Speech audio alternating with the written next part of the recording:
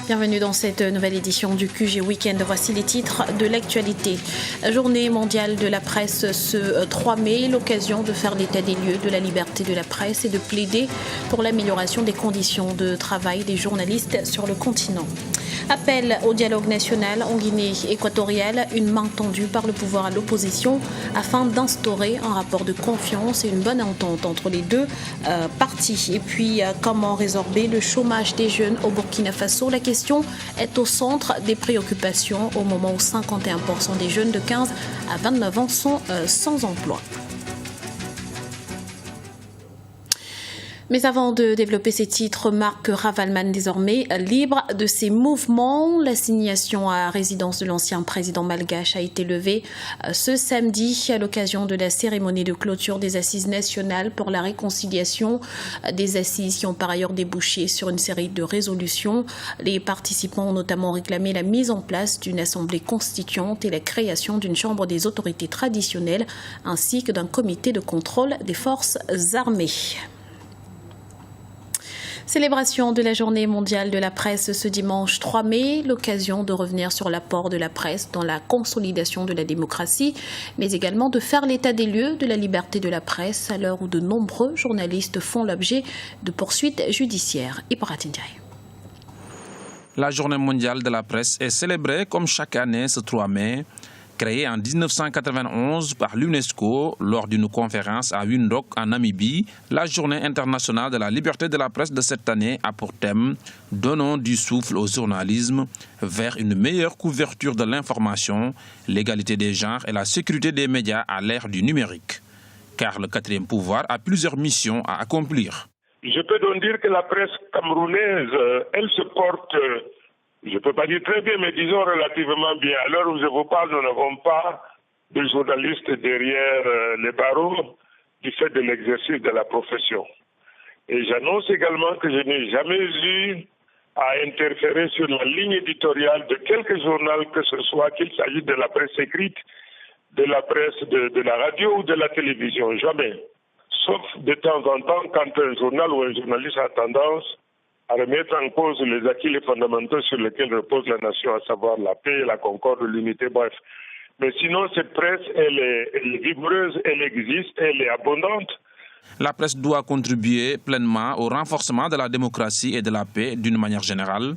Toutefois, l'environnement, les moyens financiers peuvent influer sur le travail des journalistes. Du point de vue de la contribution de la presse à la démocratie apaisée, on ne peut pas dire qu'elle y apporte beaucoup. Les acteurs politiques sont souvent blâmés, des reproches leur sont faits, mais il est évident que si on devait s'en tenir à la presse qui relaie les propos incendiaires et qui ne fait rien souvent pour apaiser, la paix dans ce pays-là n'aurait pas été à l'ordre du jour. C'est quelquefois peut-être des religieux, de la société civile ou même les politiques eux-mêmes qui sont blâmés, qui finissent par prendre conscience et qui décident de ne pas aller plus loin. Et je n'ai pas, à ma connaissance, souvenir de ce que la presse, souvent, a pris ses responsabilités pour dire non, nous on veut la paix, nous on veut obtenir telle ou telle chose au nom de la Côte d'Ivoire pour la Côte d'Ivoire et puis on y est arrivé. Ce qui préoccupe la presse, c'est de dire qu'elle n'a pas les ressources, qu'elle n'a pas les moyens, il faut que l'État lui en donne, il faut que les gens lui donnent les moyens. Et puis on lui en donne, mais ça ne résout jamais les problèmes de la presse. Journalistes emprisonnés, médias censurés, dans de nombreux pays, les journalistes travaillent dans les contraintes. Ils sont également dans l'exercice de leur métier d'informer les victimes collatérales de la guerre contre le terrorisme. Situation confuse au Mali. Des centaines de personnes se sont réunies ce samedi à Bamako, la capitale, pour saluer la reprise de la ville de Ménaka par un groupe armé pro-gouvernemental. Mais la joie aura été de courte durée puisque dans le même temps, des combats ont éclaté dans le nord-ouest du pays entre des rebelles Touaregs du MNLA et l'armée régulière. Alors, comment expliquer ce regain de tension? Élément de réponse avec Thiambel Guillambara, directeur de publication de La Voix du Mali. Il faut rappeler que depuis le 21 mai 2014, suite aux fameux événements de Kidal, une certaine tension est entretenue par les groupes armés au nord du pays. On assiste à plusieurs reprises à des attaques de convois, des poses de mines et ainsi de suite, des actions qui entretiennent la terreur des populations. Et alors face à cette situation, certaines zones se sont auto-organisées, certains pays, certaines régions se sont organisées. Il y a eu des groupes d'autodéfense pour libérer la torpeur, les populations de cette torpeur. Il y a eu aussi des attaques ouvertes par les groupes armés rebelles de l'armée malienne, des positions de l'armée malienne à Tombouctou ou ailleurs, même à Léré tout récemment. Cette situation générale résulte du fait de la mauvaise volonté d'une part des rebelles, des groupes armés rebelles, de ne pas paraffer, d'abord ils ont refusé de paraffer, de saboter le processus de signature de ces accords à Bamako prévu pour le 15 mai. Brouille entre pouvoir et opposition en Guinée équatoriale. Lors d'un rassemblement le 30 avril dernier à Paris, la coalition d'opposition pour la restauration d'un État démocratique a lancé un appel au dialogue national sincère et inclusif. De son côté, le gouvernement se dit toujours ouvert aux discussions et dénonce plutôt un manque de bonne volonté de la part de l'opposition. Les détails avec Ibrahim Ndiaye. En Guinée équatoriale, les relations entre l'opposition et les autorités sont en dents de scie. Le dialogue national entamé en novembre 2014 est une main tendue par le pouvoir afin d'instaurer un rapport de confiance et une bonne entente entre les deux camps. Mais la dernière affaire liée à l'importation présumée d'Ebola par l'opposition dans le pays est venue compliquer encore un peu plus le climat politique. La CORED, la coalition d'opposition pour la restauration d'un État démocratique en Guinée équatoriale, réfute toute implication dans cette affaire. Toute ma famille vit en Guinée équatoriale. Comment ça veut dire que moi, M. Salomon, je vais voyager au Libéria avec Andrés de parti de CPDS, Severo Motor de parti de PP pour aller acheter une maladie de Ebola au Libéria? Moi-même, je n'ai pas peur de mourir. Donc, ce sont des stratégies. Parce qu'il sait qu'il y a les élections l'année prochaine. Il veut condamner à tous les opposants radicaux pour qu'ils ne participent pas aux élections de l'année prochaine. C'est pour ça qu'il nous accuse de vouloir acheter une maladie de Ebola et introduire Ebola en Guinée équatoriale. Ça, c'est de fausses accusations. Des accusations balayées d'un revers de main par les autorités qui soulignent que les instances compétentes ont été saisies pour faire toute la lumière dans cette affaire. Je pense que ce n'est pas le gouvernement qui accuse M. Salomon.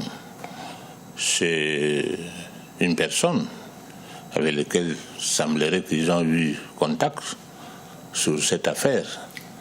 De toute façon, l'affaire est déjà en justice.